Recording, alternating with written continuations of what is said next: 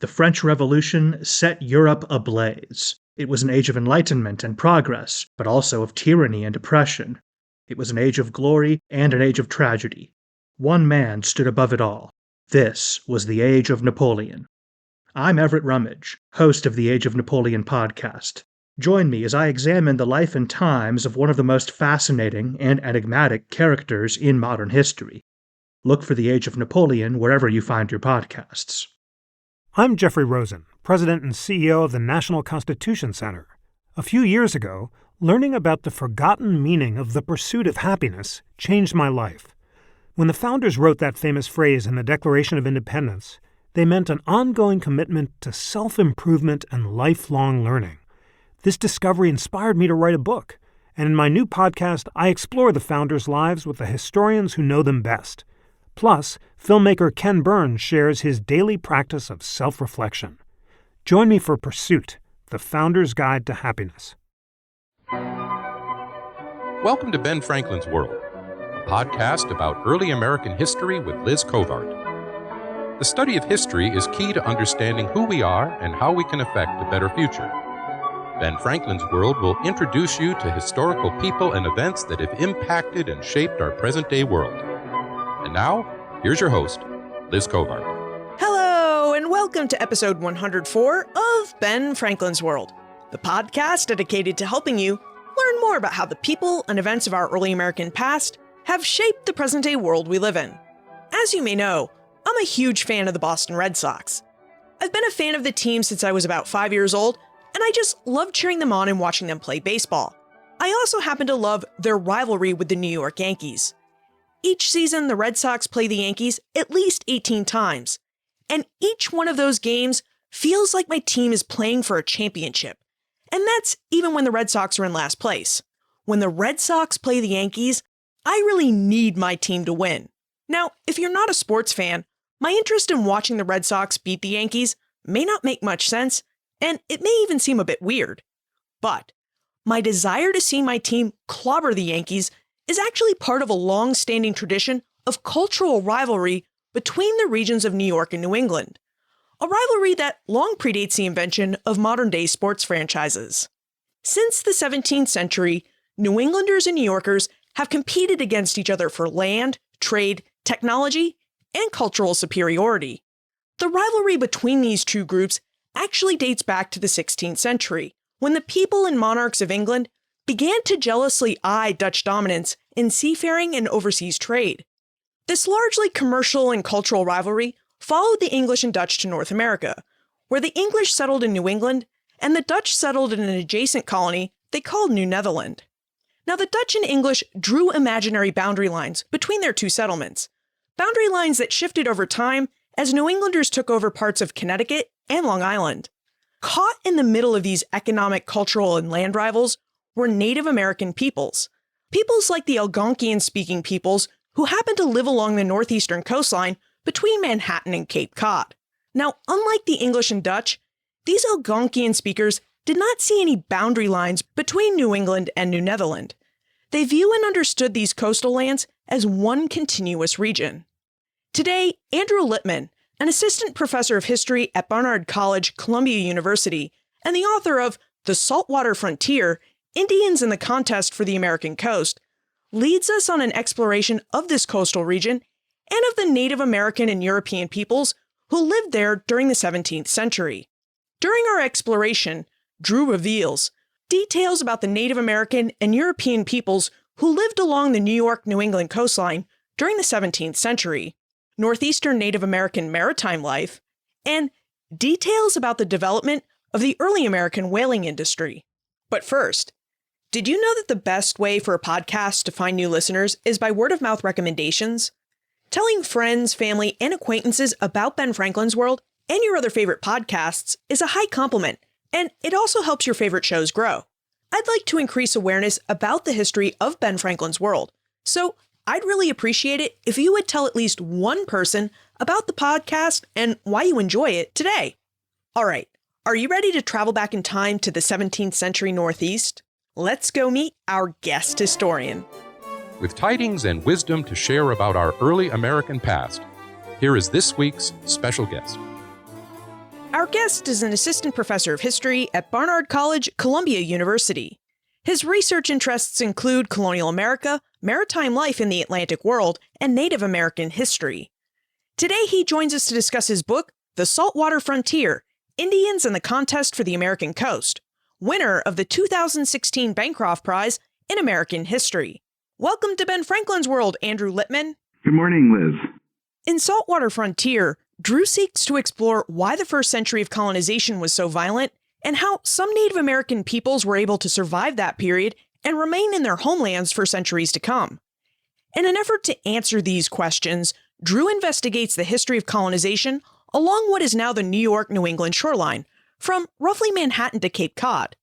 Drew, the story of English and Dutch colonization in New England and New Netherland is an oft-told story. What made you want to study this region, and why did you think it held answers to your questions? It's funny how I got into this particular region and area. I'm from New England and spent some time growing up in Rhode Island and Narragansett Bay, so I just kind of knew the area. And what I was drawn to study was the fact that it kind of wasn't a region. Even though we know that New England and New Netherland were colonial areas, historians tended to just study New England through English sources or New Netherland through Dutch sources. And what I'm trying to do in the book, and what I hope to sort of get other people to follow the way, is to look at how New England and New Netherland are very much connected. And two events that I can tell you more about in more detail, the Pequot War and Keith's War, I began by realizing how connected these two events were. And the more that I started looking at the entire century of English colonists and Dutch colonists invading this region, I started to see so many things were connected. And there was a general commonality, not only of Dutch and English colonists dealing with the same native people, but all of these events, all of the initial dealings being centered on the coast, the coastline, the water, and coastal resources. And that connection of the water, English and Dutch colonists dealing with native peoples seemed to me to be a powerful one and worth exploring as my dissertation and then later the book. You mentioned that the coast, the coastline, water, and coastal resources connected the area we now know as New England and southern New York. Yet, it also seems like native peoples connected the region too. Would you tell us about the Native Americans who lived along this New York-New England coastline? The native population of this coastline is varied and diverse, and certainly to the native people living there circa 1600 before colonists had arrived, they would not see themselves in any way as being united culturally or politically, or even necessarily being that similar. But using sort of just kind of a big picture lens, there are some general commonalities to most people in the region. They all speak various dialects of Algonquian languages. People to the west speak a different subgroup of dialects that sort of fall under the family of Delaware or Lenape, and people to the east speak a group of dialects we call Southern New England Algonquian. And these groups, in terms of the sort of general common features, is they had similar houses that we know today as wigwams. They had a similar canoeing culture around large ocean-going dugouts and smaller birch bark canoes. They all had a somewhat similar economy and diet of raising corn over the summer, that being their main sort of cereal carbohydrate crop, and then their main sources of protein were fish, shellfish, and deer. So their economies and sort of paths of life, general seasonal calendars, all as near as we can tell from both historical sources and from the tribal memory of a lot of these people living today, bears a pretty strong resemblance. In terms of how many different groups lived in the region, it's fair to say there's at least 5 major dialects, and the total number of political entities, depending on how you count it, is over 20, probably really over 30. There's a little bit of a trouble looking back and trying to identify how many discrete political units are there, because of course colonists aren't really carefully trying to describe how villages sit under different chiefs or sachems or under different names. So the simple answer is over 20 Native American groups. In Saltwater Frontier, Drew notes that we often forget that before Native Americans and Europeans met each other on land, they met each other at sea as fellow mariners. Drew, Kyle would like to know whether Native peoples developed the northeastern coastline and established ports like the Native Americans along the Pacific coastline did. That's a wonderful question. The simple answer is yes, but obviously not like a European port. These are portages and points of departure for shallow vesseled canoes, both dugouts and bark canoes. So we certainly know that a lot of Native American villages were a point where you'd see a lot of canoes, and then later colonists sort of treating them like ports, where they would come to the same place, the same harbor, the same anchoring port. And so we know that the main village, for example, of the Narragansett on Narragansett Bay became so populous during the planting and harvesting listening seasons that one account, letter to John Winthrop Jr., refers to it as a great city, meaning that, there's thousands of people there. So we do see the sort of seasonal rise of ports. But one thing just to think about the Native American sort of geography and the way that they understand the coastline is by actually looking at Native American place names. So, there's a sort of easy white European stereotype about Native American place names kind of being at or near the whatever. Just relevant to this book, Jerry Seinfeld, who's from Massapequa, says, I'm from Massapequa, it means at or near the Great Mall. And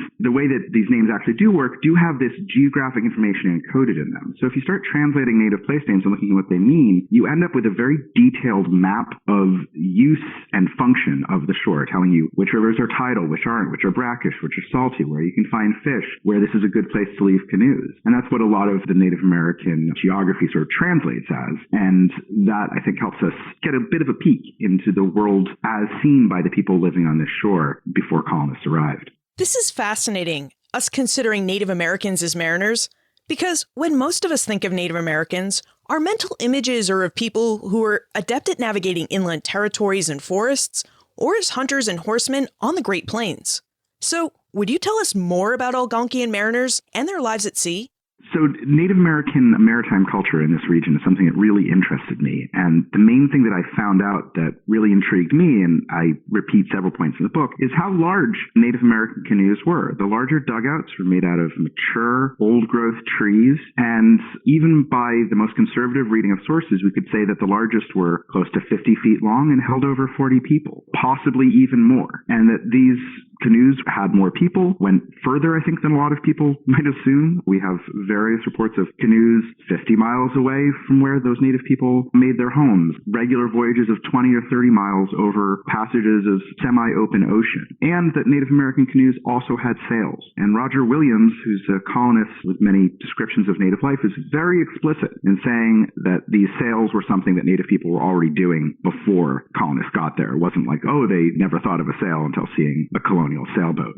So bringing that information, just the fact that there's a vibrant maritime culture, that these are big canoes capable of moving a lot of people around a far distance, really had me sort of think about where native space was in this region. Focusing on the material culture of seafaring made me think about all sorts of moments in a different way. So early trading appointments in between colonists and natives that often were on the water might involve a canoe that had 30 native people in it and a small shallop or yacht that might only have 4 or 5 colonists on it, sometimes as few as 2 or 3. And that sort of picture that I started to realize from reading the sources went entirely against the sort of normal picture of early contact, which has a towering European ship and a tiny little canoe. And sort of seeing the past, imagining this, really helped me understand it in a different way.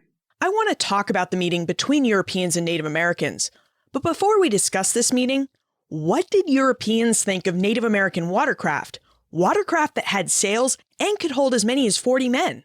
The European sources, of course, are where I'm getting all this information, and I think it's fair to say they were generally quite impressed. They certainly saw this technology as inferior, but noting how adept native people were at getting around in canoes, how they could deal with many different depths of water, how they seemed to have an entirely different set of standards of what was safe weather to travel in versus Europeans, the fact that most Native Americans could swim very well and most Europeans could not, led to sort of repeated descriptions of native mariners as being adept, agile, possibly threatening, and having this, admittedly small craft kind of brown water naval presence, but being something that you had to be aware of on the water. And that really just, once I started to foreground maritime space, the more that all these accounts sort of tell me of the water as a kind of negotiated space, where once Europeans came within sight of shore, they no longer really felt they had necessarily the full advantage. It's interesting to hear how Europeans appreciated Native American watercraft. Of course, European accounts of contact between Europeans and Native Americans are often filled with wonder. Europeans often like to recount how Native Americans viewed European ships and the first Europeans as gods on floating islands. Given that Native Americans in northeastern North America were accomplished seafarers, Jason would like to know how Algonquian-speaking coastal dwellers really viewed Europeans and their ships upon their arrival. Well, of course, really viewed is going to be a bit of an elusive answer for me and for anyone trying to understand how exactly people thought 400 years ago. But my understanding, and this is building on articles and some really good interventions by people like Paul Otto and Evan Haefele and other people who have looked at early contact narratives, is that these initial accounts that we have, which were usually related from a native person, probably someone who was a storyteller and someone in the role of collecting tribal history, and then written down by Europeans, that these stories had a lot more going on than what is assumed literally by the European listener. So a story that talks about sort of understandable and I think quite likely real awe, terror, mystification that was felt among native people when they saw ships is also being told by someone that now knows that Europeans and colonists are in vessels made of wood and are human beings. It's almost told as kind of, there's a degree of sort of irony or prophecy about how this would change the world going on in these stories. So just like any historical account that has nuances and being told later is from the perspective of someone looking back at what that moment signified to their people and the changes that came after it. So I think that when you read those accounts, it's always worth considering who's telling them and when. And it becomes usually a story about a kind of naivete that was lost, which does seem to be something genuine that native people went through in getting to know Europeans. And yes, genuinely being impressed and awed at vastly different and much more complex technology. But the whole idea of the kind of apotheosis, i.e. the arrival of a god, that does not seem to be, certainly after getting to know colonists, that's not how native people tend to view them. Drew, you've provided us with a good picture of what the New York-New England coastline looked like in the early to mid-17th century and of the Native Americans who lived along it. Before we dive deep into the interactions between Europeans and Native Americans, however, we should talk about the relations between the English and the Dutch, because the Europeans who settled along this coastline were imperial rivals. So, Drew, would you tell us about the Dutch-English rivalry and how it played out in North America? This is something that has interested a lot of scholars on both Dutch and English Empire over the last decade or so, that these two overseas imperial efforts begin around the same time, that both the Kingdom of England and the Dutch Republic have an interest in challenging the primacy of Spain in the Atlantic and creating all these new links to new markets. The Dutch in particular are very focused on making inroads into the West Indies and the Caribbean basin, and the initial place of New Netherland within the Dutch Empire was a small, essentially refueling spot where an additional profit could be made trading with native people for furs and maybe collecting some fish as well. Seen as really part of fitting into a picture that's already kind of middleman empire of the Dutch being key in between and good sailors sort of linking up an expanding economy. For the New England colonies, they have several different origins and several different ways that English ships ended up in New England. The first wave mainly being fishermen, people interested in just logging, extractive, fishing, and timber-based colonies. And then, of course, by 1620, we have the arrival of religious refugees in the spot of Plymouth, and then later the Massachusetts Puritans coming in, and then sort of various spin-offs of their colonies moving on the coastline towards the Dutch. But those colonies were, of course, interested in turning a profit as well through fur trade, through fish, through some exporting of lumber, and those sort of different aims. In some ways, a more modest, just direct economic profit of the English colonies, and then the Dutch sort of wanting just a toehold and to consider whether really creating a larger settler economy is a question that the Dutch would kind of wrestle with over the century. And there's always going to be fewer Dutch colonists than English colonists on the shoreline. Okay, so let's explore interactions between these Europeans and Native American peoples along this coastline.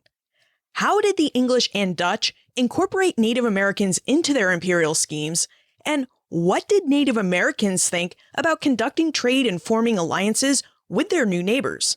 That's a great question, and it's funny because you could ask it the other way, too. How did Native Americans think about putting the Dutch and English in their economies? And maybe I'll just sort of start with that Native people, upon meeting colonists who wanted furs, rather rapidly started to produce more furs and trade further and trap more, seek out the furs that they knew would get a good return in Dutch and English goods. And Dutch and English traders were generally dealing in the same things. The typical trade goods are everything from very sharp-edged knives, hatchets, a whole lot of decorative material of beads, small mirrors, treasures, things that could be taken apart and repurposed into all sorts of jewelry, clothing decoration, beadwork. The material culture of the native people, and one thing that's common throughout this coast, was they intensely focused on all sorts of beadwork and headdresses and elaborate use of small decorative material that was incredibly valuable to the various craftsmen and craftswomen in these native villages. And then the other good that really helps connect these economies and allows Native Americans to incorporate Dutch and English traders into their world were these small sacred shell beads that the Europeans referred to as a wampum or zeelan, which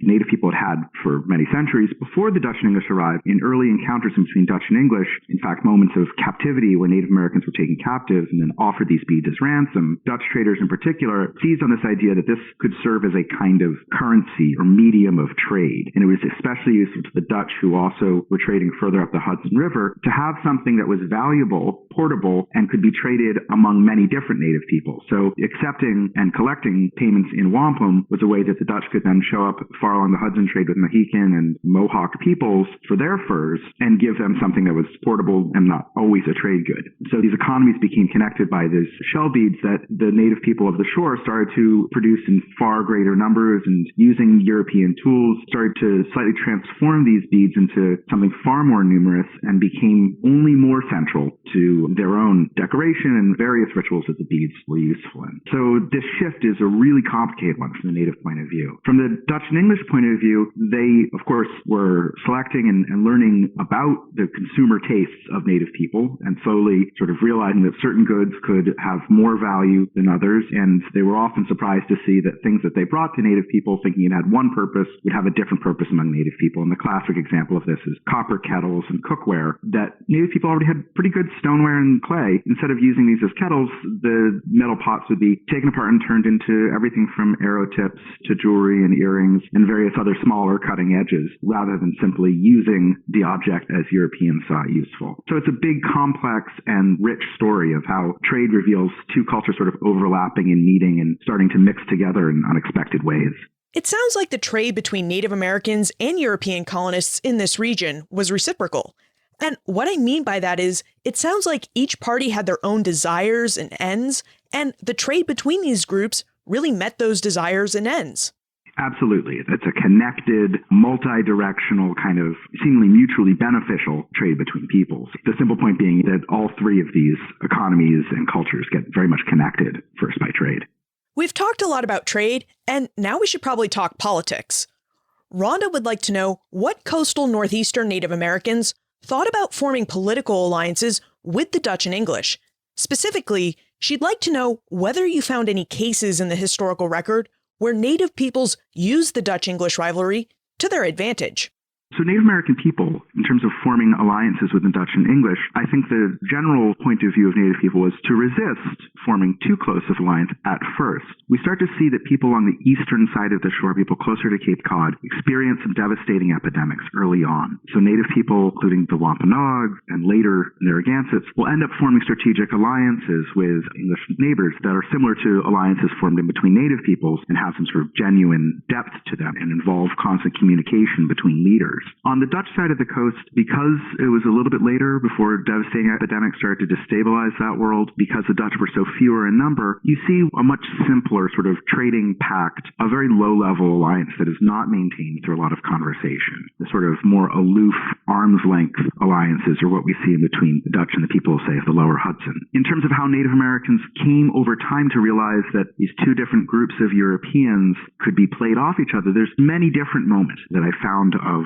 Native people either trafficking in rumors about what the other colonists were up to, sometimes even deflecting moments of using the ambiguity about two different groups of colonists to try to explain Native actions. So there's this key moment early on in the events that lead up to the Pequot War, which begins in 1636, where Pequots were being held accountable for the murder of an English trader. And one of the initial explanations offered by a Pequot diplomat was that the people murdering him had an issue with the Dutch, and that they thought that this English sailor, John Stone, was Dutch and not English, and that's why they murdered him. And it was a way of sort of trying to explain how things had gone. So that's one moment of Native people being aware of this difference. It starts to get much more elaborate later into the century when the English and Dutch really are combining. Their own boundary is now a very close one on western Long Island Sound, that we start to see Native people showing up and reporting that they may have made alliances with the Dutch against the English. The most famous instance of this is when a Narragansett sachem known as Ninigret is accused of having secretly formed an alliance with Peter Stuyvesant in Manhattan in the early 1650s. And it's just as the English and Dutch are going to war in the larger Atlantic, and that rumor and trying to discover the truth becomes an obsession for the English and leads to a lot of paranoia and trading of threats in between the English and Dutch at that moment. You know, now seems like a good time to discuss the Pequot War and Kieft's War. Would you tell us about these wars? How did these political and violent events shape the northeastern coastline and relations within the region? The Pequot War is something I studied long before I started studying this region as an entire region. And I was shocked when I first started to learn more about Dutch colonialism in the area to learn how many people who had participated in the Pequot War, which is the mid to late 1630s, and then Kieft's War, which is the mid 1640s, were the same people. So the first war is predicated on the fact that the Pequots were alleged to be involved in the murders of a couple Englishmen. English colonists in the region form a large alliance with many other tribal peoples in the area who do not like the Pequots because the Pequots have been very successful in the early trade with both Dutch and English, and they create this sort of vast anti-Pequot alliance and engage in this really terrifying war, first targeting Pequot property, but then most famously attacking an entire Pequot village near what's now Mystic, Connecticut in 1637 and burning it to ground and killing probably around 400 people within an hour. And after that sort of terrifying massacre, the Pequots become refugees in their own homeland and sort of start to scatter throughout the region. And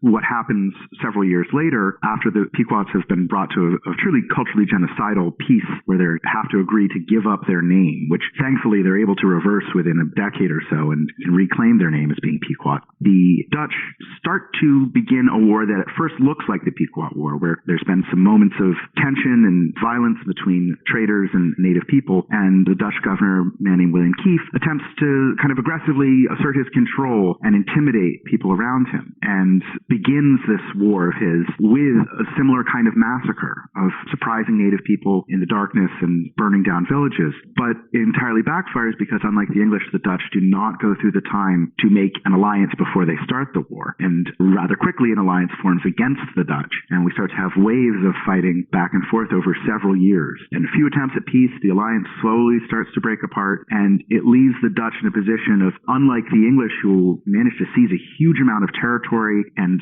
what are uneven and subordinate alliances with native people to the east, to the west, the Dutch sort of end the war just kind of with a lot of misery and distrust. They haven't gained more land for themselves, and they have just kind of a simmering dislike, at least of the Dutch leadership among native people in the region that in many ways I argue has a significant impact not only on native lives, but actually on the fate of the Dutch colony itself. That this sort of constant animosity with their native neighbors and then a series of small wars into the 1650s and 60s, it's a real weakening force on the Dutch colony. I think it hurts recruitment for getting colonists to come to the colony, and it saps a lot of energy and resources and time and attention away from the colonial leadership. So these two wars, this sort of connected decade of really horrific and terrifying violence, I think helps understand how so much of the rest of the century plays out between native people and their colonial neighbors. Did the same Native American groups participate in both the Pequot War, which was largely in New England, and Kieft's War, which was largely in New Netherland?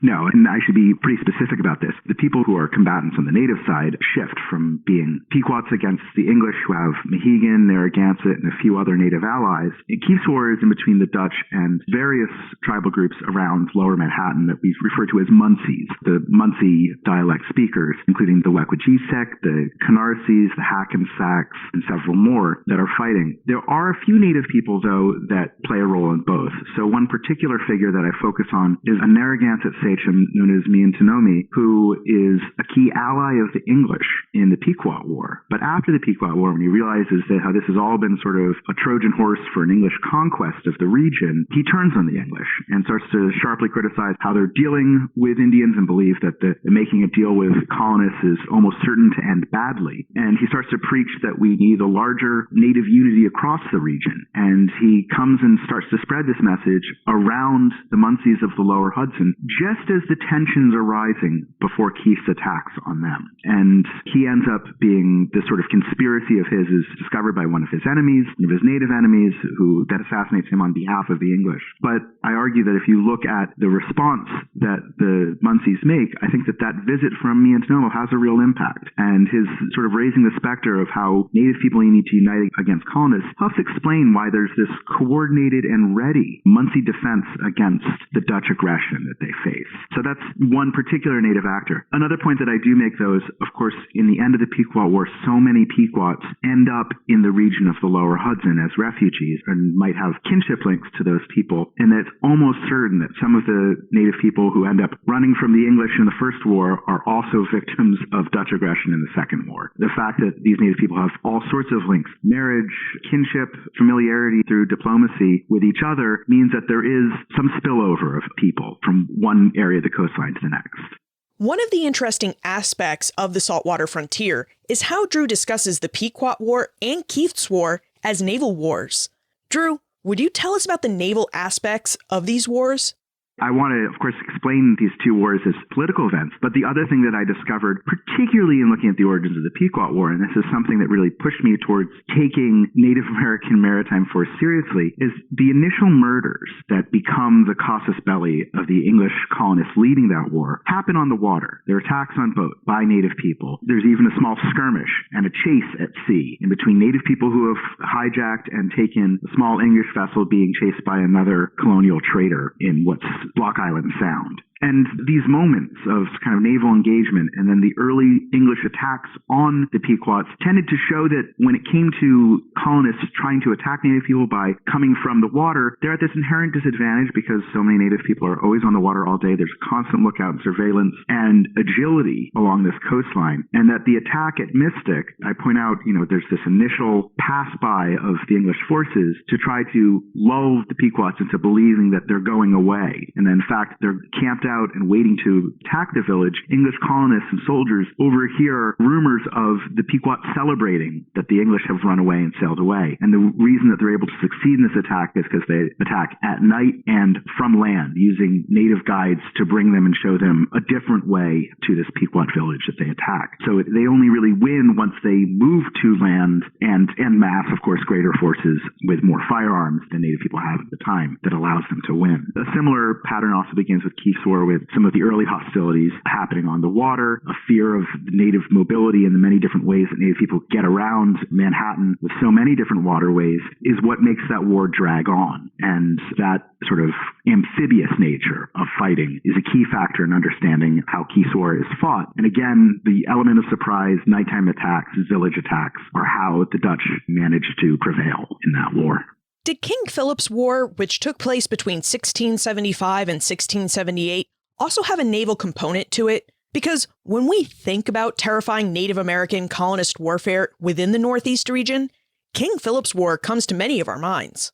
King Philip's War is, in many ways, is connected to the Pequot War in that the English believe after the Pequot War that they have formed a fairly stable alliance with their native neighbors and that they've got it figured out. And if they have any fear of native people allying against them, it's that another more powerful inland native group like the Mohawks are going to ally with them and arm them and drive them against them. And as it turns out, the simple sort of long familiarity of living near to each other starts to wear on native people throughout this region. And it's the sort of moment by 1675, King Philip's War breaks out in this interesting political moment shortly after the Dutch have finally left this coastline. Just years before, rumors had circulated that this character, the Wampanoag sachem named Metacom, who is called King Philip, had supposedly been trying to ally with maybe the Dutch and maybe the French and any other imperial rival. Once the Dutch are gone, I think you see a pivot among the English in saying, well, now we can really have total control and we don't have to be quite so gentle when dealing with any sort of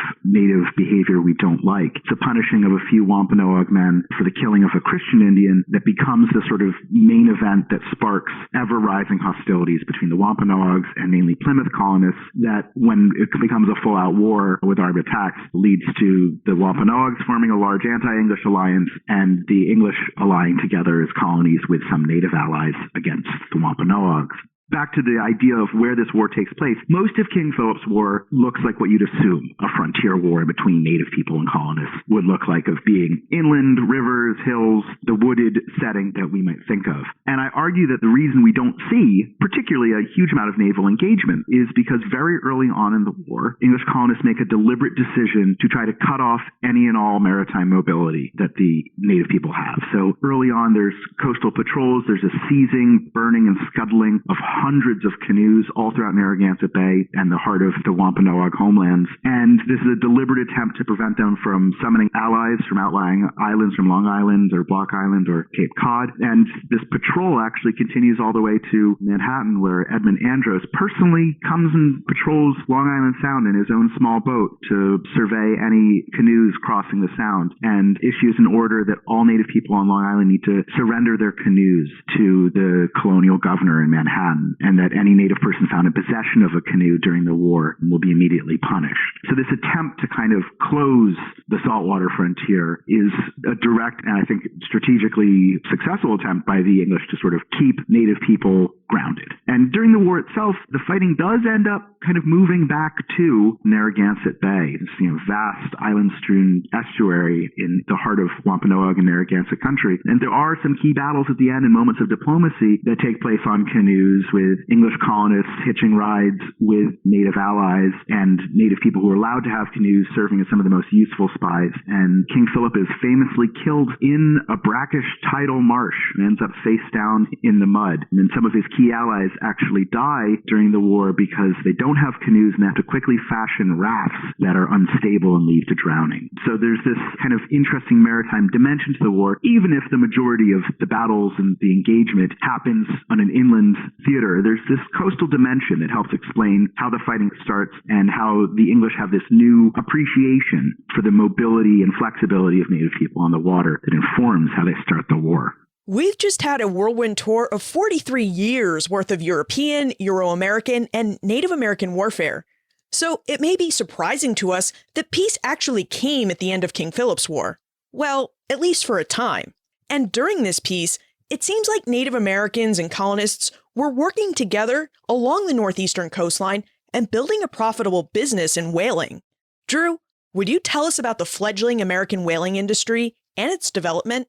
This is a transition of, using this term, the saltwater frontier, that takes place really a little bit before King Philip's War on eastern Long Island and then spreads throughout the region after King Philip's War, in which English colonists who had long looked at whales and seen a source of profit start working with Native American whalers as their main labor of creating a shore fishery, where they use native people in small whaleboats to hunt nearby right whales and then tow them to shore and melt down their blubber. And in the moments before they started working with native people, numerous English colonists and Dutch colonists had attempted to start a whale fishery. And what they found is it's very hard. You need a lot of particular skills and equipment that they didn't necessarily have or didn't know how to work properly. And you also need a set of skills that not every English mariner has, of being able to handle small boats very adeptly, arm strength, being able to get back into a boat if it's overturned, even just a sense of where these whales show up and when. That's all cultural information that native people have. Now, there are native traditions of whaling throughout North America. There doesn't seem to be any strong evidence that native people were active whalers before colonists arrived, as in they would go to sea to hunt whales. They certainly did what we call shore drift fishing, where whales washed ashore. They would make all sorts of use of the whale carcass. And in fact, the whales were so abundant in these waters, whales could be a part of their diet and their culture and their economy simply because there were so many that drift whales could be counted upon. And what happens with the beginning of the fishery itself is native native people have this general sense of the fishery and a lot of direct skills, and what the English have are equipment. They have small whaleboats and they have harpoons and ropes that are well suited to this purpose. So beginning on eastern Long Island in the late 1660s, early 1670s, this practice of using native people as whaling hands and whalemen spreads to Nantucket and Cape Cod and Martha's Vineyard and elsewhere along the coast. The way that the English managed to recruit and then retain Native American labor is very exploitive. They end up signing and creating these sort of contracts and legal systems of debt that commit native whalers to working for the same whaling interests year after year. So charging them for the loss of any equipment, selling them and reimbursing them in company goods, which were often very similar to the trading items that traders were selling to native people years before for wampum. They're now sort of trading in whale oil instead of wampum. But colonists are very much encourage natives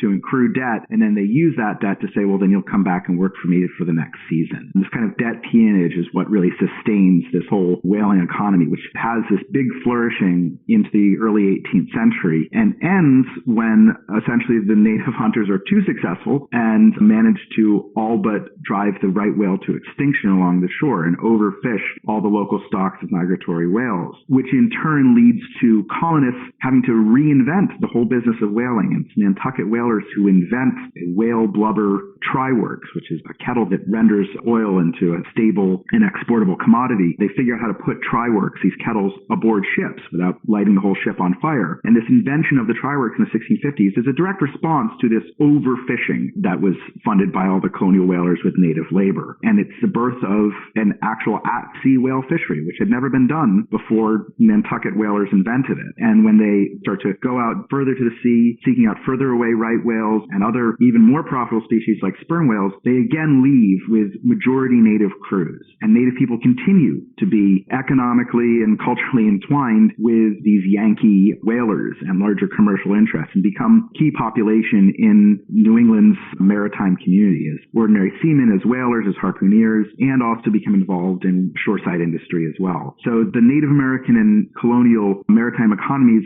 have a dynamic relationship that's creative, it's exploitative, it often has unexpected consequences, and it persists for centuries after this initial engagement at sea. And that's really sort of end point of this, is that as Western historians don't want to see the idea of, say, a frontier or cultural engagement ending, say, after 1890, I don't think we should see this saltwater frontier as simply closing with the definitive English triumph in King Philip's War. My argument is if we keep looking at the water, this cultural area of interplay and suspicion and cooperation continues for a long time. Before we move into the time warp, I'd like for us to explore one more idea. At the end of Saltwater Frontier, Drew contends that the Algonquian world became bigger after the colonial period. Drew, it seems like native worlds grew smaller after the colonial period, when you consider the dispossession of Native Americans from their lands between the 17th and 19th centuries. Lynn would like to know how many Native American peoples along the coastal region were dispossessed, and we'd all like to know how the worlds of these coastal groups grew bigger as time went on. The answer to Lynn's question is a very simple one. Every single native person loses close to or all of their land and possessions in the colonial invasion. That the initial sort of set-asides of reservations offered to native people in terms of peace and in negotiation always shrank over time. And by the late 19th century, a lot of state governments in the region were very aggressively trying to shatter and detribalize all of the existing native governments along the shore. And the fact, of course, that many of these governments and peoples and tribal bodies stayed together and have survived to this day is a pretty incredible story. To understand that, I think you have to understand how much the Native American peoples living along this region were not simply just clustered into reservation life and limited by the very small land that they had remaining of their homelands, that they were able to survive, to learn more about the colonial culture around them, to change and have this dynamic history by dealing in the larger maritime world, with men becoming mainly sailors in the whale fishery, with women as well becoming parts of port communities, inviting new people into their tribal communities who weren't native. Everything from European sailors to free and enslaved African Americans and various biracial people become part of these native communities. These native communities also increasingly adopt Christianity, which they are learning through their engagement with colonial neighbors, and the Christianity that they themselves start to spread among themselves. And the various native denominations that form in this region are all about taking this engagement with a larger world, but to reassert who they are and where they come from and their deeper Native American past to a sense of who they are in the future. So I see that these reservations and these people from the 18th century to today are filled with people who have seen much of the world, in many cases much more of the world than their neighbors, people who have met and dealt with a grand variety of people and are engaging with ideas that are indeed quite foreign and different and repurposing them and changing the world. So the idea isn't, of course, to say that Native American people prosper in this thing, that there is a loss of language, a loss of cultural tradition, and a loss of many profound and irreplaceable things. That, of course, that is part of the story, that shrinking is indeed part of the story. But I also argue there's another kind of expansion, dynamism, term I throw out once in the book is cultural buoyancy that we see for the people along this region that I think is quite profound. Without overplaying it or turning this too happy of a story is worth remembering and understanding the strength and flexibility of these cultures, these political bodies. It's a fascinating thing. While I don't really tell this whole story because my book had to end somewhere, I hope that I've offered one explanation or dynamic to this story that I think has interested a lot of historians of the region. If anyone reads my book and wants to know more, I would highly, highly recommend they pick up two books by Nancy Shoemaker, who's a historian who's looked at Native people as whalers, mainly in the 18th and 19th century. She's written a book, Native American Whalemen and the World, and another book called Living with Whales that are valuable explorations of how for New England Native people, the sea itself, whales in particular, are an entry to a whole nother and a whole larger world and planet. And that is, I think, a fascinating story. And I hope to see more work on this aspect of Native American history. It's time for the Time Warp. This is a fun segment of the show where we ask you a hypothetical history question about what might have happened if something had occurred differently or if someone had acted differently.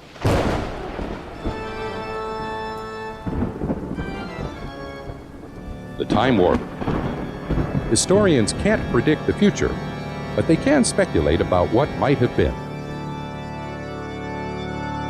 In your opinion, what might have happened if contact between Native Americans and Europeans had somehow taken place on land instead of on the sea? How would the lack of an ocean meeting have affected how Europeans and Native Americans met each other and conducted their relations after their meeting? That's a really fun and interesting question. I will just say one just small point and then I'll try to answer it. The fascinating thing to me, I think, is the more that I've done this work and then read historical works about other regions is that the fact of the on-sea meeting and maritime engagement seems actually the norm throughout anywhere that people met on the planet. That meeting at the edge of the sea is just a place where cultures meet. It's common throughout the Pacific and Pacific Islands and Oceania. It's common throughout the American coast. It's common in Australia. It's common anywhere, and that European expansion has this real coastal character to it from the perspective of various people around the world who deal with Europeans. So I just want to say that it's just part of just human culture, no matter who we're talking about. If people live by the water, they use the water and they move on it and they have a mobility and a cling to it, and that fact seems like an important part of telling the history of global colonialism. So that is something that I sort of think I've come to, and then looking at some other books coming out recently, I realized a lot of other scholars have started to zero in on this idea. So I just want to say that. Now, if we imagine Native American people as being these bizarre people who live by the ocean but do not have any mobility on it, do not use it, do not have technology or tradition around it, and that Europeans arrived in this region and this water wasn't already a human space, I think the European advance would be a lot slower. I think that the ability of Europeans to move around this shore, essentially sailing blind, was vastly aided by all the native people they used as guides and all the information and mapping of the shore they got from native informants. I think that their ability to take advantage of these fisheries would be severely restricted without native assistance. If you look at just the initial survival of colonies, certainly being able to trade with and buy fish from native people was a key part of just keeping their communities fed, especially in early years. So I would think that Europeans would have a significant amount of trouble being able to exploit this region's resources had there not been an ancient civilization already there that is well aware of all the riches that exist in this coastline. I also think that warfare itself would have looked quite different, and that these initial sort of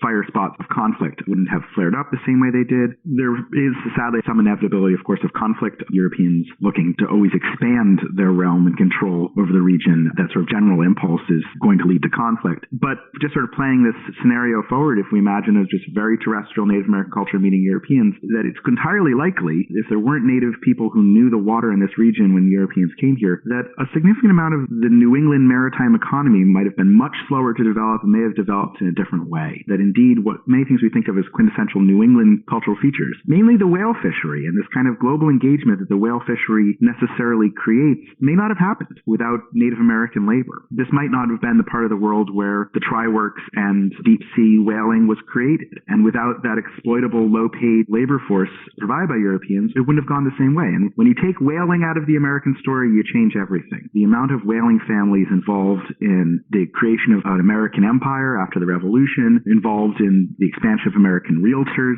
is pretty profound. One thing I always like to point out is the Luce and Macy families are both families that began by employing Native American whalers and getting involved in the Macy's family. And without them, we wouldn't have R.H. Macy Company. We wouldn't have the Time Life media network. If we take those two families and their fortunes out of the American story, it feeds into a larger sort of narrative of American capitalism. If you take away all this native agency and culture and activity out of the 17th century, a lot of things will go different afterwards.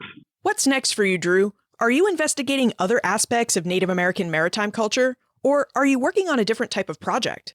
I'm looking at a specific person, someone who shows up in my book and is well known to kindergartners on, the Wampanoag man known as Squantum or Squanto. And I'm writing what will probably be a shorter book about what happened to Squanto before the Mayflower arrived and after. So I'm calling it Squanto, a Native Odyssey. And it's about how this man who was taken captive in 1614 ends up in Malaga, Spain, and then London, and then Newfoundland, and then back to his home village of Patuxet shortly before it's turned into the colony of Plymouth, to sort of reimagine the world that created the Plymouth colony, the world that this man lived in, and that encounter in between Wampanoag and English colonists from sort of a new light. We're coming up on the 400th anniversary of the Mayflower landing, and I'd like to tell a story about that moment that doesn't feel quite as familiar, that talks about a larger Atlantic world, that talks about the enslavement of Native people. I'll never fully recreate the Native perspective, but has us think about this from a very human scale of one person who's taken away from home, has to find a long way back there, and when he arrives, finds that his home has been changed. It seems like such an elemental and interesting story to me. And the challenge of trying to tell it through both finding new sources, reading some familiar sources in a different way, to me seems like a lot of fun, and it's a project I'm really getting excited about and very active in trying to seek out sources